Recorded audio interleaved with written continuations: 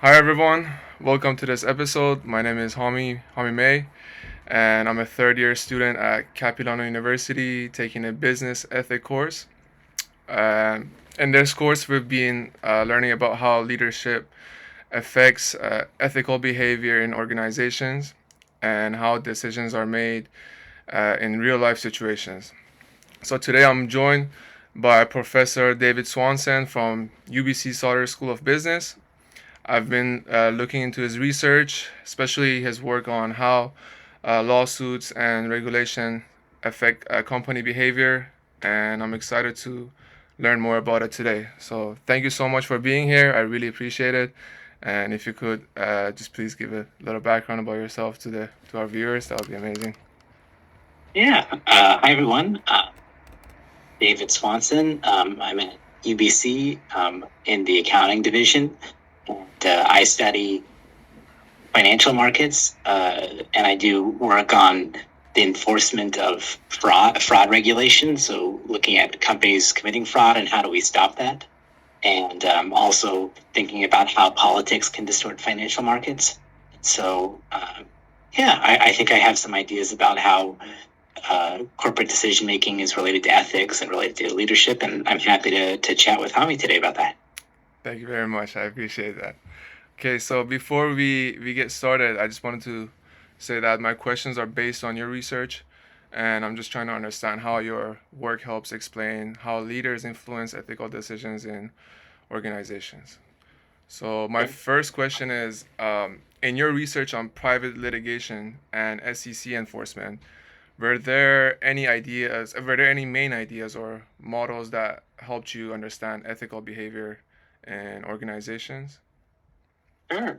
Well, I think the maybe the most important one is comes from Gary Becker. He won the Nobel Prize in economics, and Mm-hmm. he came up with this idea when he was parking his car, and he was parking illegally, and then he realized like how to actually make the decision on whether he should park illegally. Was he was thinking about what the cost is of the traffic ticket for parking illegally, and what the probability is of getting caught Mm-hmm. from the traffic police, and multiplying that together and figuring out what the expected cost of that crime is, and versus the cost of the ticket, and then trading that off. And so that's what Gary Becker calls the rational crime model, where you're rationally calculating what is the cost and benefits of a crime. And I think it works for things like white collar crime pretty well, which is why we use this kind of idea of cost and benefits of crime, because there's a lot of like cold calculation in how those people make those kinds of decisions. But maybe it doesn't work as well for hot-blooded crime like murder, or things where people are not making calculation. And Yeah. I think of like ethical behavior as kind of a set of cultural norms that are um, raising the costs of committing crime or lowering the benefits. Um, and but I would say that one limitation of economics, in accounting, we use economics research, is that it doesn't have very good models of culture, and ethics is kind of a dimension of culture. But yeah, I would say that's kind of a starting point for how we think about committing crime Right. in accounting research. Okay. Well, thank you so much for sharing that. I didn't know that story too, the one about parking tickets and everything. It's really interesting. So, how do you think your research adds something new to how we look at ethics and accountability in business? Yeah, well, one thing um, we look at in accounting research is fraud and the enforcement of anti-fraud regulation. And so one of the we have some ways and some mechanisms to enforce the regulation. So a rule is only as good as how strongly it's enforced. If you have a rule on paper but there's no enforcement behind it, of course that doesn't have any teeth. People are not going to follow that. So Absolutely. what's the enforcement mechanism behind the fraud regulation? Well, in the U.S. and to some extent Canada and some parts of the rest of the world, they have two main mechanisms for corporate fraud. One is private enforcement, meaning that investors can sue you if you commit fraud as the company, if the company commits fraud. And the other is public enforcement, meaning the government can sue you. Mm-hmm. And these things have been kind of studied individually, and they have, but the question is like, maybe they have offsetting strengths and weaknesses, and how do these two systems of private and public enforcement interact with each other, and might there be costs and benefits to each, and actually having a hybrid system where you combine both of them, maybe the system is actually stronger than just having one individually. And so that's what some of my research is about, is thinking about them together. How do they relate to each other? What are their offsetting strengths and weaknesses? Why might we see hybrid enforcement around the world rather than just one or the other? Mm. Okay, I see. And from what you found, how do leaders react when there is pressure from possible lawsuits, and how does that affect the decisions they make? Yeah, well, I would not say this is directly related to my research, but one of the streams in accounting research is thinking about disclosure. Disclosure is one of the main, disclosure to investors is one of the main mechanisms that leaders have to communicate what's going on. And there's a question in accounting, which is, does disclosure, when managers are telling investors about business, well, does that shield themselves from litigation? Meaning, maybe if I disclose this thing early, this bad event early, maybe by disclosing it early, that's going to help protect me from getting sued, either by the government or investors, or maybe by disclosing it, it's actually going to trigger litigation. So maybe it's actually going to be triggering litigation. And so there's all sorts of research thinking about, well, certain kinds of disclosures might trigger litigation, some might shield litigation, depending on what the legal environment is. And then sometimes it's kind of ambiguous, and then the manager's having to trade off those two things. Right. So is it better to disclose or from the get-go? Well, I think it's like very context specific. Mm, It's very context specific to the regulation and to the disclosure. So I right. think one of the lessons from accounting research is it really depends on the context. Right. Yeah. So what role do things like laws and regulations play in pushing companies to act more ethically, or something not? Yeah, well, the law is you can think about a law as being a bundle. A law is both a rule and it's both an enforcement mechanism. And one of the lessons that we've kind of seen from financial, research about financial markets and enforcement is a rule is only as good as how strongly it's enforced. So, for example, if there's research about different accounting regulations being passed in different countries throughout Europe, like disclosure standards, for example, Mm, and whether or not the companies will actually adopt those standards and have full transparency in what they're doing, it really actually depends not just on the rule, because the rule is kind of standardized throughout Europe, but it actually depends on the country's institutions. How strong is the legal enforcement mechanism? How much is the budget? How strong are the norms in the culture around enforcing these things? And how strong is the transparency norms? Um, how big are the companies to track private litigation? What's the strength of the private litigation environment, the legal environment? So it's not just a matter of what's written on paper, but it's also about the mechanism and the teeth behind the rule. okay. Yeah. And I think But that. but I would also add to that I I think that this has been like a productive way to frame research, is thinking about like the rule and the enforcement. But I think that maybe something that the research is missing, that I think people are stumbling on in economics and accounting research now, is actually thinking about culture. Like culture is not something that we're able to measure that well at this point, but culture is something kind of hard to measure, hard to see, but it seems to have a big impact on how people make decisions. And it's raising the cost of making bad decisions and lowering the benefit of making bad decisions. And that's where I think leadership can have a big role. Is it's leadership, from a top down perspective, has a big effect on shaping the cultural norms of the institution. Right. Yeah, that's true. And I think that was it was leading to my next questions. I think you kind of answered that too, which was so in real life, what are some common ethical challenges leaders deal with when they're trying to balance business goals and rules? And I think you kind of talked about that Sure. Yeah. Yeah. Well, I think there's always, a trade-off. There can always be a trade. One trade-off is between like the short term and the long term, and maybe you're getting something at the short term at the expense of the long term. But then sometimes, you know, there can also just be maybe there's a trade-off between yourself and society. Maybe, you're benefiting yourself, but at the expense of society. And so, for example, if we make it specific, like pollution or something, like you could be dumping into the ocean or to the false creek and that might save you on your costs because you're able to dump for free. But that's of course free for you, so it's privately beneficial, but it's also at the expense of society.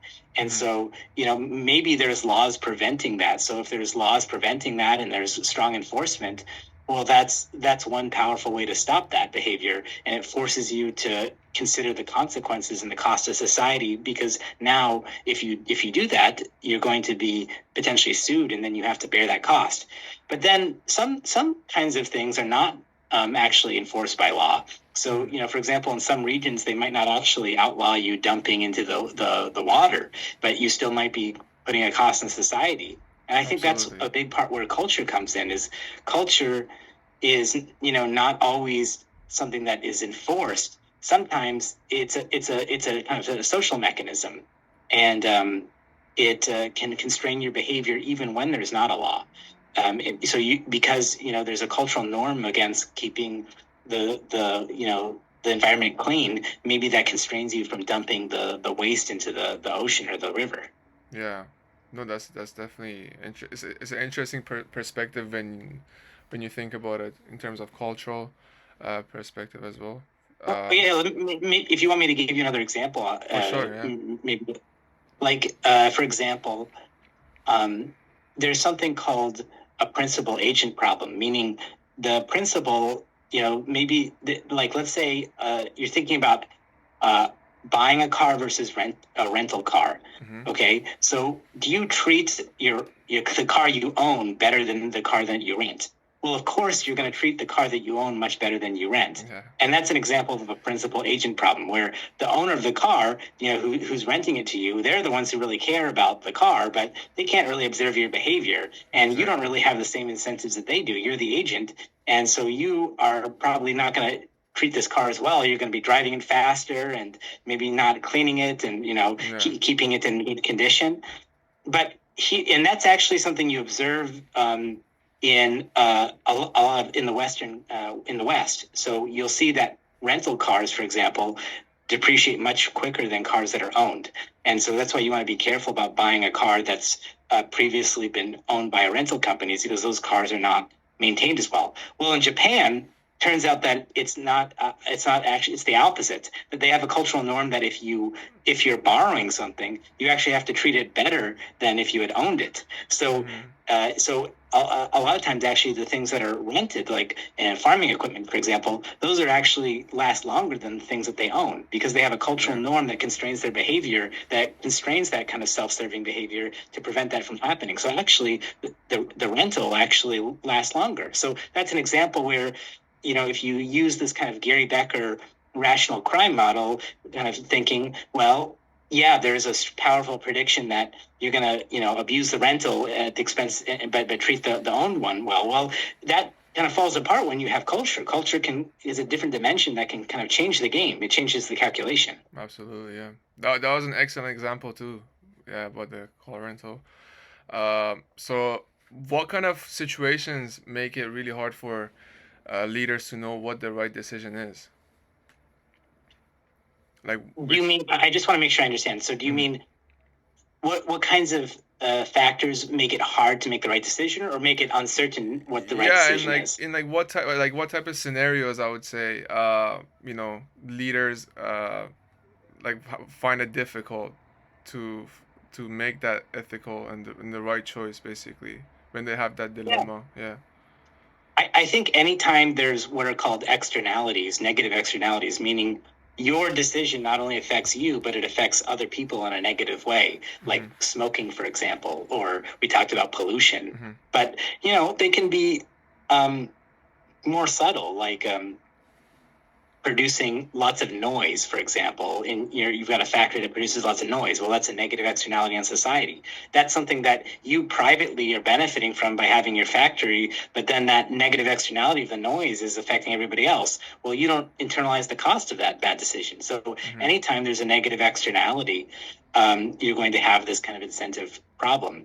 And this is there's something called the first welfare theorem of economics, and it basically says that, if you have a perfect world where you don't have any externalities and no monopolies, well, the market is perfect, and the market can perfectly solve, like a market economy can perfectly solve the problems and make an efficient allocation of resources. Well, that breaks down when you have these kinds of frictions. When you have negative externalities, suddenly I'm not taking into account all the costs of my decision making, because I don't actually personally have costs from these decisions I'm making. It's somebody else, and why is that my problem? And so whenever you have these kinds of negative externalities, which are everywhere, then you suddenly have these incentive problems. And so that's why you need things like enforcement mechanisms, like we were talking about, private and public enforcement. That's kind of like the stick. But also, I think actually a more powerful mechanism is actually like tapping into the social elements of culture. Like, for example, let's talk about research on voting, for example. How do you get people to vote? There's interesting field experiments on this. And, people have tried things like informing people or telling them that their voice matters, or, you could give them money, for example, and these things all have small effects. But what's actually the most powerful thing that they've observed is tapping into these social dimensions. So, for example, they did this field experiment where they went to some houses, and they threatened them, they said, if you don't vote, we're going to look into the public record, because it's public record whether you voted or not, and we're going to tell your neighbors that you didn't vote. And now, so they randomly assigned some people to some households to say, hey, we're going to let your neighbors know if you don't vote. And others, they just, told them, hey, you should vote. And the effect size was huge. Like, there was like a 12 percentage point effect or something on the likelihood that you vote, because they're tapping to this, like, social dimension of, like, what do other people think about me? That's culture right there in action. It's like, it has a huge effect. It does. No, absolutely, yeah. I think so. My next question was, how much control do leaders actually have over ethical behavior, especially when there are outside pressure like lawsuits or regulators? And I think you talked about it, and you mentioned in the beginning, because we have laws, we have rules on paper, but is it actually, do we actually put that enforced? Yeah, exactly. So maybe if you want to elaborate on that a little bit more, or repeat the question one more time, just so I make sure I'm answering. Yeah. How much control do leaders actually have over ethical behavior, especially when there are outside pressure like lawsuits or regulators? Yeah. Well, I mean, the point of the regulators and the enforcement mechanisms are to enforce ethical behavior, and sometimes the managers are making decisions in spite of that. Like, how much do managers have control? I don't know the answer to that question. I think that's an interesting research question. I suspect that it probably depends on what kind of organization it is. And some kinds of organizations are kind of more top down, and others are more bottom up.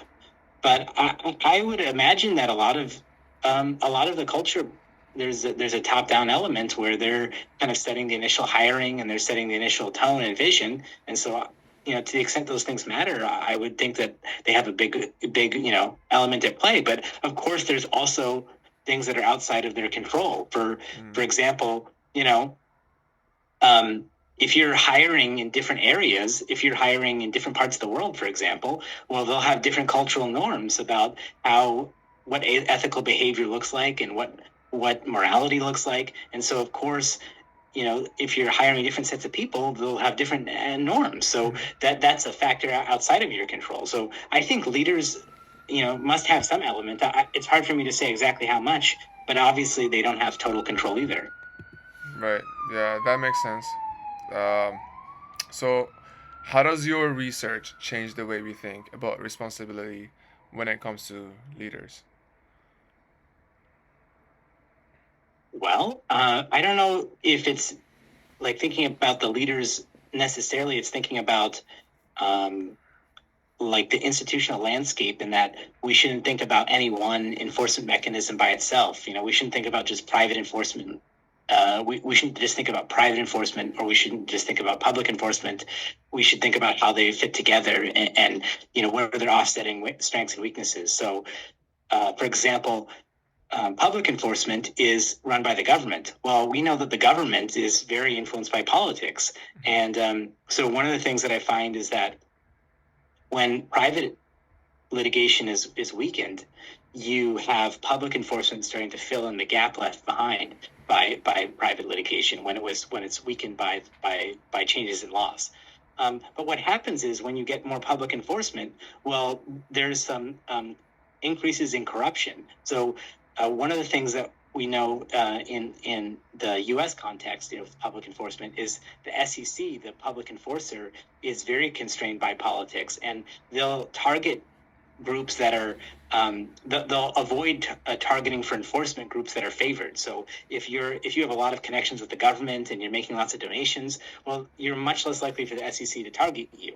And what happens when private enforcement starts weakening? Well, that effect actually gets worse. So that's one example of how actually maybe just having one mechanism, just having public enforcement, which is what a lot of people propose in Europe, for example. They're saying, well, why do we need private enforcement? Well, maybe that actually public enforcement has its own problems, and maybe they kind of offset each other, and maybe actually together having a hybrid system is better than any individually. Yeah, that makes sense for sure. So this is a question I've been wanting to ask you, and see your take on this. So if we were to redesign corporate enforcement from scratch, how do you think we should do it better? Do it to better prevent fraud in the future. Yeah, well, that's a like a deep question. Um, that's a deep question. And it probably depends on what society we're living in, how developed the institutional infrastructure is. But the first thing I would say is we probably need better mechanisms to do experiments. We probably need to have experiments on a small scale and see what works. So let me give you an example. Please. China over the last 40, 50 years has had the Chinese economic miracle, where 500 million people have ascended out of poverty. How did that happen? Well, people will say China marketized, which they did in 1978 after Mao died in 1976, which is true. But that's not, the full picture. That's not the full picture. Because a lot of countries have marketized but not gotten, rich and ascended out of poverty. So how did China do it? I think one thing that China really did well that we can learn from is that they had this policy of gradualism, where they did an experiment in a small region, and then they saw what worked. And then if it worked, then they would scale it to other regions. And I think that's something that we should try to, that kind of mechanism where we have little experiments and we scale up the ones that work. I think that's something that we should be thinking about with enforcement. Like can we run little experiments and see what is the more successful system? I think also something that we should think about if we were designing enforcement from the ground up is thinking about culture. Like, are there ways that we can have an impact on culture? Because that actually seems like maybe the biggest thing. Of course, private enforcement, public enforcement are important, but they're also very expensive and inefficient. And if you can impact culture, that would be a big thing. So let me give you an example.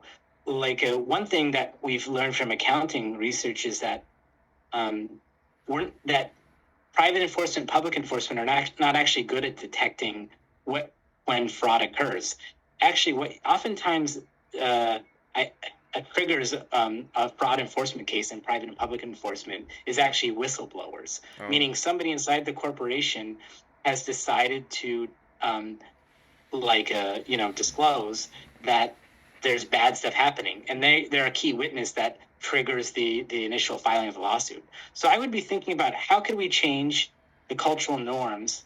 How can we do little experiments to change the cultural norms to increase whistleblowers? And actually, there's a policy in the U.S. where they increase the amount of money that whistleblowers get if they're successful.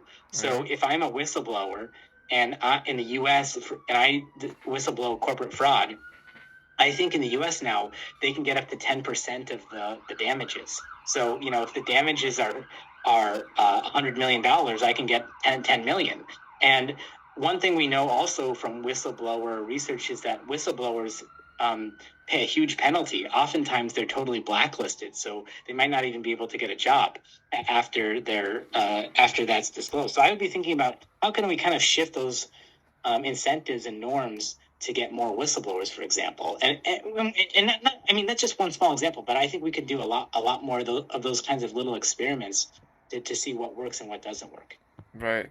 Yeah, and we actually had this one discussions about the whistleblower and their effect, and basically the consequences they face after they do give information and insights about companies. For example, we were watching this movie called The Insider, and basically it was about the cigarette companies and how nicotine can have an effect of bringing customers because they get addicted to it, and the consequences that the whistleblower faced, which was like death threats from the company, because these are major companies, and some of them do have that power that can threaten you and your family, especially when uh, you get a huge income from them, and you have to basically cut that uh, just for you to do the ethical,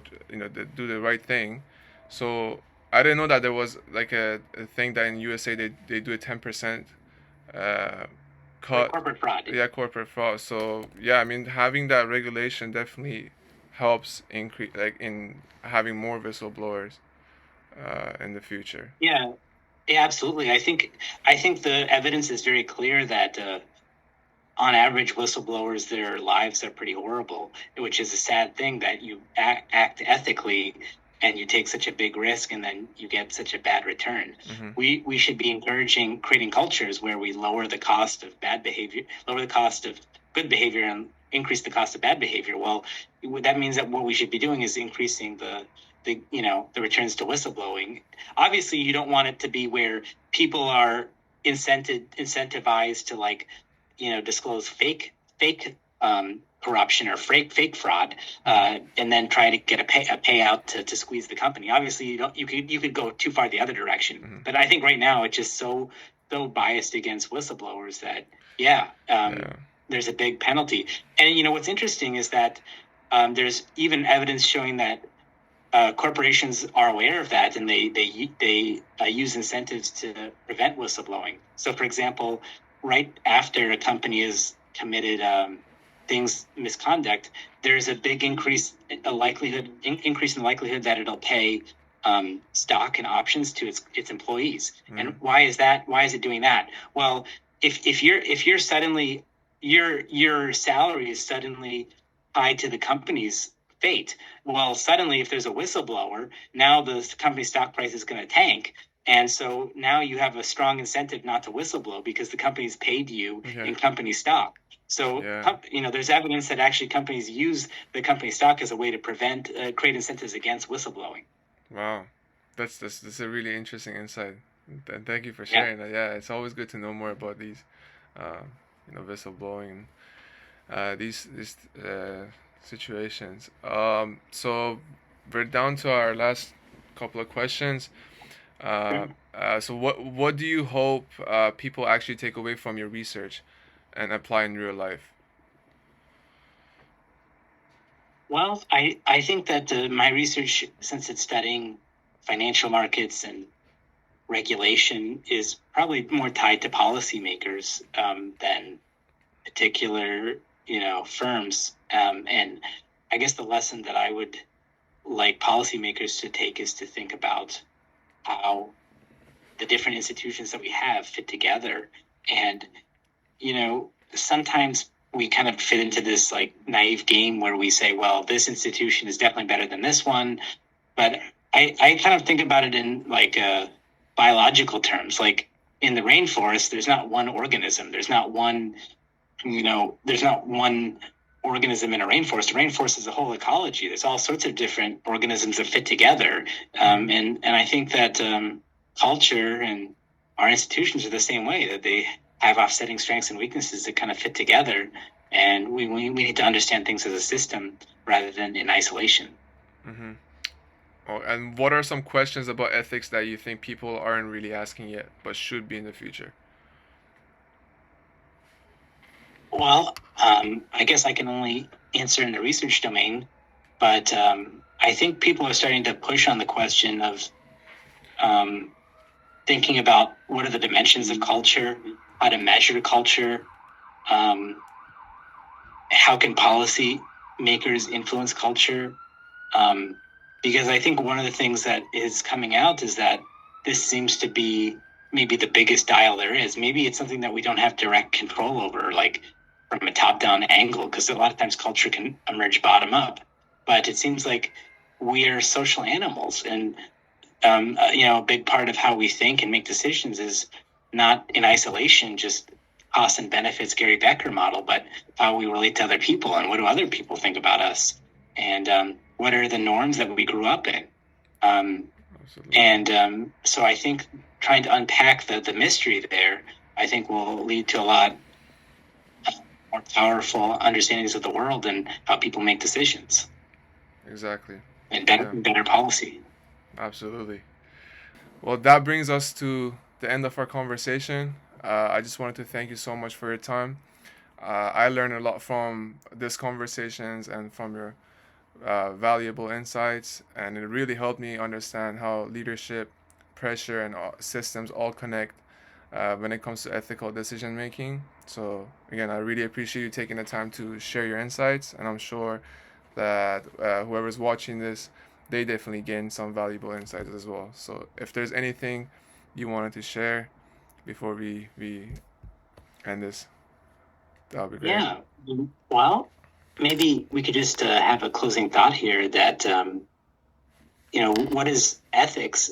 In my mind, ethics is a type of culture.